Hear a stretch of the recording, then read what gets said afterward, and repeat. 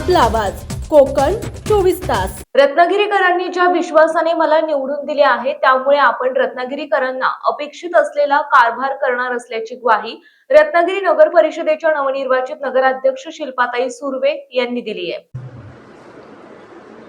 सर्व माझे सहकारी जे नगर परिषदेमध्ये आता आलेले ते सर्वच आणि सर्व रत्नागिरीकर नागरिक हो, आत्ताच मगाशी सगळ्यांनी सांगितलं की आपल्याला सगळ्यांना चांगल्या प्रकारे काम करून जी रत्नागिरी नररत्नांची खाण आहे, या नररत्नांच्या खाण असलेल्या रत्नागिरीने, सुसंस्कृत रत्नागिरीने या नगरीमध्ये 32 शिलेदार पाठवलेले आहेत आणि या 32 शिलेदारांचं नेतृत्व करत ज्यावेळी आम्ही रत्नागिरी नगर परिषदेचा कारभार करणार आहोत, तो नक्कीच जो कारभार रत्नागिरीकरांना अपेक्षित आहे असाच कारभार असणार आहे। बऱ्याच जणांनी सांगितलं की नवीन मंडळी आत्ता रत्नागिरी नगर परिषदेमध्ये आलेली आहे आणि ही जरी नवीन मंडळी असली तरी प्रत्येकजण हा सामाजिक भान असलेला आहे, प्रत्येकाला समाजसेवेची आवड आहे आणि त्यामुळे नक्कीच हे सगळेजण आपापल्या भागामध्ये अतिशय चांगल्या प्रकारे काम करतील। जनतेला जे अपेक्षित आहे, ज्या जनतेच्या मूलभूत गरजा आहेत म्हणजे रस्ते, पाणी, वीज, या सगळ्या देण्याचा आमचा नक्कीच प्रयत्न असेल आणि ते अतिशय चांगल्या प्रकारे आम्ही देऊ। आणि नुकत्याच पार पडलेल्या रत्नागिरी नगर परिषदेच्या निवडणुकीत नगराध्यक्षांसह युतीचे 32 पैकी तब्बल 29 उमेदवार विजयी झाल्याने रत्नागिरी येथील लोकप्रिय कोकण 24 तास न्यूज चॅनलच्या वतीने मान्यवर पाहुण्यांच्या हस्ते सर्वांच्या सत्काराचे आयोजन करण्यात आले होते।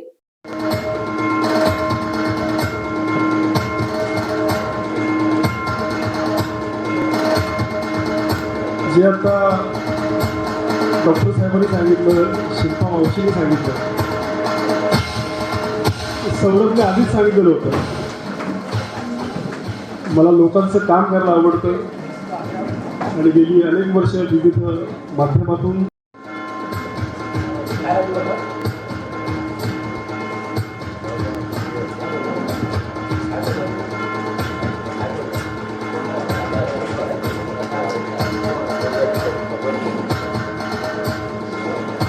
यानंतर शहरातला सगळ्यात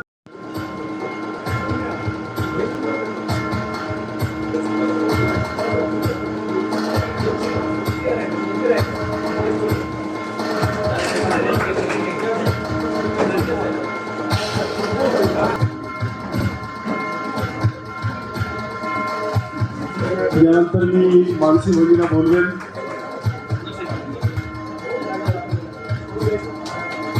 हे मला माहिती नव्हतं, सचिन करमरकरांचा पण आज वाढदिवस आहे, जरा टाळ्या जोरात होतो। तन्मय जोडीचा फोटो काढले बाबा।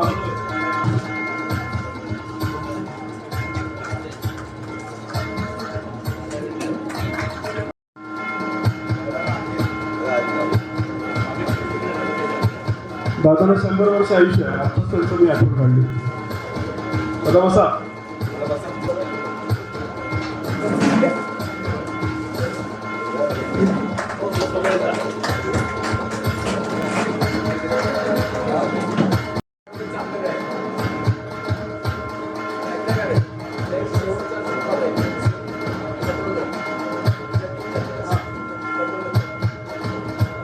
कॉंग्रॅच्युलेशन्स होईल। त्यानंतर मी समोर बोलवतोय रुखसार जकी खान आणि जकी, तुला पण यायचं, दोघांनी पण या। मी